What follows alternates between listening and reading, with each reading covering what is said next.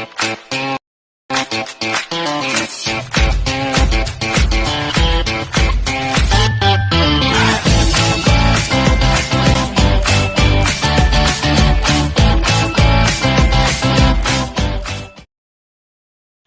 سال تھا 1939 کا، جب دوسری جنگ عظیم یورپ کے دروازے پر دستک دے رہی تھی۔ چیکوسلواکیہ کے ریلوے اسٹیشن پر 250 بچوں سے بھری ایک ٹرین برطانیہ کی جانب اپنے لمبے سفر کے پہلے پڑاؤ پر جانے کے لیے تیار کھڑی تھی۔ سب انتظامات مکمل ہو چکے تھے۔ ٹرین میں موجود بچوں کی آنکھیں آنے والے مستقبل کے سہانے خواب سجا رہی تھیں۔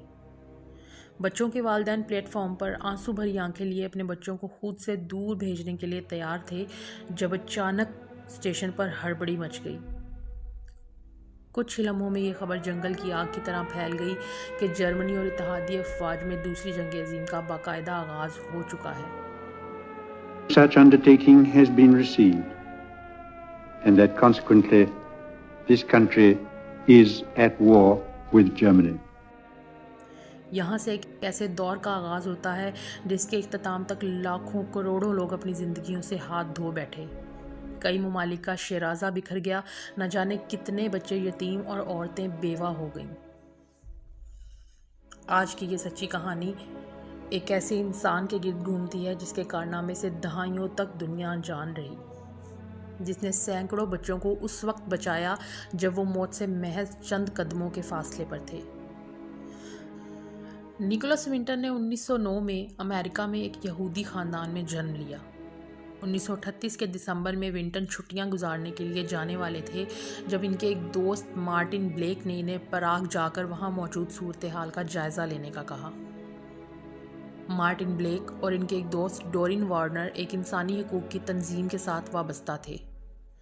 بلیک کے زور دینے پر نیکولس پراگ جانے کے لیے تیار ہو گئے۔ پراگ، جو کہ اس زمانے میں چیکوسلواکیہ کا حصہ تھا، ان ریفیوجیز سے بھر چکا تھا جو سودت لینڈ پر جرمنی کے قبضے کے بعد وہاں سے بھاگ نکلے تھے۔ پراگ پہنچنے پر نیکولس کو جلد ہی اس بات کا اندازہ ہو گیا کہ ریفیوجیز میں موجود بچوں کو ہنگامی طور پر وہاں سے نکالنے کی ضرورت ہے، کیونکہ جنگ کسی بھی لمحے سارے یورپ میں پھیل سکتی تھی۔ نومبر 1938 کے آغاز میں جرمنی نے اپنے تمام مقبوضہ علاقوں میں یہودیوں کے خلاف نفرت آمیز مہم شروع کر دی، جس کے نتیجے میں کئی یہودیوں کو قتل کر دیا گیا، ہزاروں یہودیوں کو جیل میں ڈال دیا گیا، جبکہ یہودی عبادت گاہوں کو بند کر دیا گیا۔ ان سب حالات کو دیکھتے ہوئے برطانیہ نے اپنے امیگریشن قوانین میں نرمی کر دی اور ایک محدود تعداد میں جرمنی اور آسٹریا سے بچوں کو برطانیہ لانے کی مشروط اجازت دے دی۔ اس پروگرام کو کنڈر ٹرانسپورٹ کے نام سے جانا گیا۔ اس سب کو دیکھتے ہوئے نیکولس نے موقع سے فائدہ اٹھایا اور برطانوی حکومت سے درخواست کی کہ چیک بچوں کو بھی اجازت دی جائے کہ وہ برطانیہ آ سکیں۔ برطانوی حکومت نے 2 شرائط پر نیکولس کو اجازت دی۔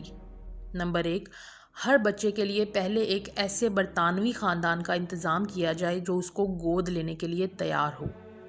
نمبر 2، ہر بچے کے عوض 50 پاؤنڈ سفری اخراجات کی مد میں ادا کرنا ہوں گے۔ سر نیکولس نے وقت ضائع کیے بغیر چند لوگوں اور اپنی ماں کی مدد سے ایسے خاندان ڈھونڈ نکالے جو بچوں کو گود لینے کے لیے تیار تھے۔ اگلے چند ماہ میں سر نیکولس نے 669 بچوں کو چیکوسلواکیہ سے برطانیہ پہنچا دیا۔ ان بچوں میں زیادہ تعداد یہودی خاندان سے تعلق رکھتی تھی۔ سر نیکولس ایک بھی دن ضائع کیے بغیر اسی کام میں مصروف تھے جب 1 سپٹمبر 1939 کو ایک ٹرین جو کہ 250 بچوں کو برطانیہ لانے والی تھی اسٹیشن پر موجود تھی، جب دوسری جنگ عظیم کا آغاز ہو گیا۔ یہ بدقسمت ٹرین کبھی بھی برطانیہ نہیں پہنچ سکی۔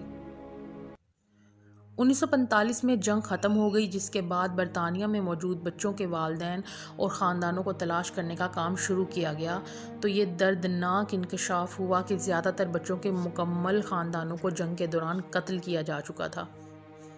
یہ سر نیکولس اور ان کے ساتھیوں کی وجہ سے ہی ممکن ہوا کہ یہ بچے اس ہولناک تباہی سے محفوظ رہے۔ جنگ کے بعد سر نیکولس اپنی معمول کی زندگی کی طرف لوٹ گئے، لیکن انہوں نے فلاحی کام جاری رکھے۔